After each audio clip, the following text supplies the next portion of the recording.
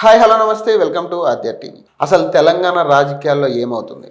BRS పార్టీకి సంబంధించి ముఖ్య నేతలు రాజీనామాకి ఎలా చూడొచ్చు మనం? అసలు దీనివల్ల అధికార పార్టీకి వచ్చే నష్టం ఎట్లా ఉంటుంది? అసలు ఎందుకు అధికార పార్టీ వీళ్ళందరినీ వదులుకుంటారు? ఇవన్నీ కూడా తెలుసుకునే ప్రయత్నం చేద్దాం. ప్రస్తుతం మనతో పాటు స్టూడియోలో ఉన్నారు బీఆర్ఎస్ సీనియర్ నాయకులు రాజు యాదవ్ గారు. ఆయనతో మాట్లాడదాం, మరిన్ని విశేషాలు అయితే తెలుసుకుందాం. నమస్తే సార్. నమస్తే. ఇప్పుడు మైనంపల్లి అంటే ఒకటి ఏంటంటే ఆ వీడియో వైరల్ అయింది, అప్పుడు వెంటనే ఎందుకు రియాక్ట్ అవ్వలేదు మీరు? నాకు అర్థం కాలేదు. నేను ఏమంటున్నాను, ఎవడు చేసుకుంది వాడు ఒడుస్తాడు. మునిగే పడవల ఎవడని ఎక్కుతా అంటే మేము వద్దనము.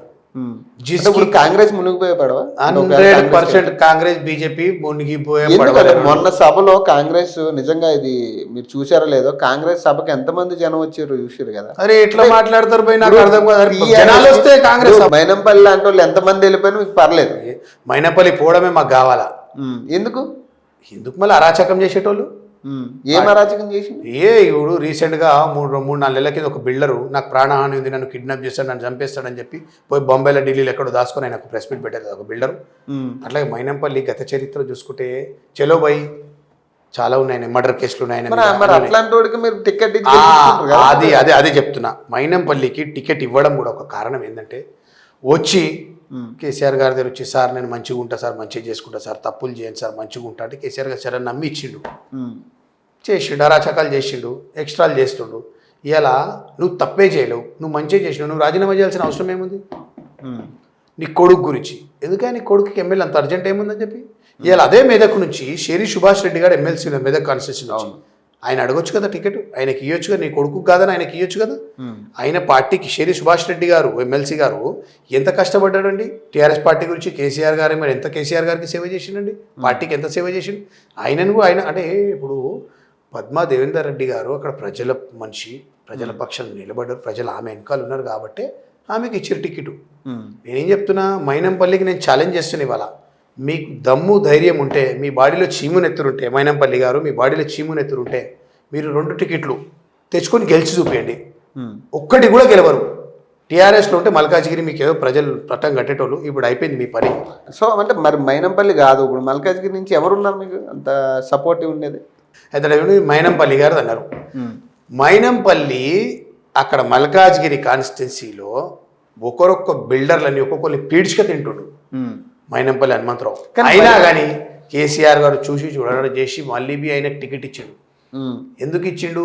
చలో మనల్ని నమ్మి మన పార్టీలో వచ్చిండు, పార్టీ ఉన్నాడు, కట్టుబడి ఉన్నాడు కాబట్టి కొడుకుకి ఇమ్మంటే వీడియో గేమ్లు ఆడుకునే పిల్లలకు టికెట్ ఇస్తారా? ఎమ్మెల్యే టికెట్ ఆయన ఏజ్ ఎంత? అలా కొడుకుది ఆయనకి ఏజ్ ఎంత? అరే నీవని పైస ఉన్నంత మాత్రాన పైస ఉంటే ఇవ్వని పైసా ఏం పైసా? నువ్వు ఎమ్మెల్యేగా ఉండి సంపాదించిన ప్రజలతో సంపాదించిన పైసా ప్రజల మీద పెడుతున్నావు, పెట్టు. సేవ చేయాలంటే పదవే కావాలా? కానీ ఒకటేంటంటే మైనంపల్లికి ఉన్న ఇమేజ్ వేరు కదా. ఏముంది ఇమేజ్? మల్కాజ్గిరి ఏముంది? ఏం లేదు. గెలవమనంటే ఇప్పుడు టీఆర్ఎస్ సెకండ్ పోయింది కదా మైనంపల్లి, గెలవమని చెప్పండి చూస్తాం.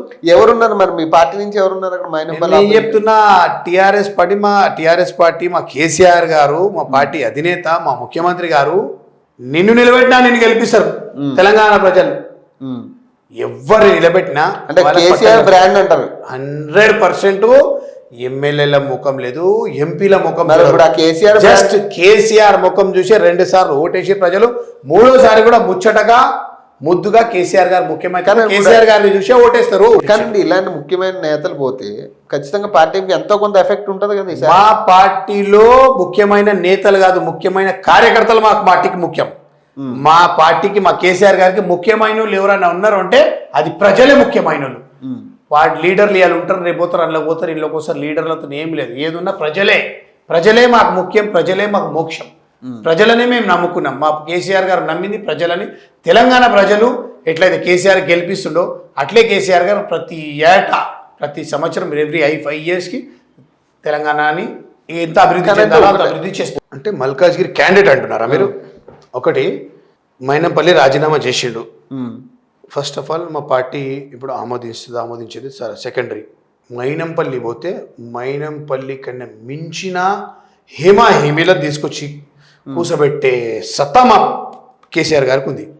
ఎగ్జాంపుల్ తీసుకోండి, మర్రి రాజశేఖర రెడ్డి గారు ఉన్నారు, కంటెస్టెడ్ ఎంపీ ఆయన కూడా ఇవ్వచ్చు. లేదంటే తలసాని సాయి కిరణ్ యాదవ్ గారు ఉన్నారు, కంటెస్టెడ్ సికింద్రాబాద్ ఎంపీ. ఎందుకంటే మల్కాజ్గిరి కాన్స్టిట్యున్సీలో మా యాదవ్ల ఓట్లు చాలా ఉన్నాయి కాబట్టి ఆయనకు కూడా ఇచ్చే ఛాన్స్ ఉంది. నేనేమంటున్నా, ఈయనకిస్తారు ఈయనకి ఇవ్వాలని ఏం లేదు. కేసీఆర్ గారు ఎవరు నిలబెట్టినా అక్కడ గెలుస్తారంటారు. 100% మల్కాజ్గిరి సీటు బీఆర్ఎస్ పార్టీకి. అంటే ఈరోజు మైనంపల్లి ప్రెస్ మీట్ కూడా పెడుతున్నాడని తెలిసింది 4 అంటే ఏం చెప్పబోతున్నాడు అంటారు? ఏ పార్టీలోకి వెళ్తారని మీ ఉద్దేశం? మైనంపల్లి నేనేమంటున్నా, మా ఉద్దేశం ఏముండదండి. మా పార్టీలకని పోయిన వాళ్ళని మేము కచరా పడేసినాం. పార్టీలకి రాజీనామా చేసిన పార్టీలో లేని వాళ్ళ గురించి మేము ఆలోచించాం. అవసరం లేదు. ఏ పార్టీలన్నా పోని, ప్రెస్ మీట్ కాకపోతే ఇంకే మీట్ అనే పెట్టుకొని, ప్రెస్ మీట్ పెట్టుకొని, ఇంకా గెట్ టుగెదర్ మీట్ పెట్టుకొని, పర్సనల్ మీట్ పెట్టుకొని, అయినా ఏ మీట్ పెట్టుకుంటే మాకు వచ్చేది లేదు, మాకు ఒరిగేది లేదు, మాకేమీ అయ్యేది లేదు.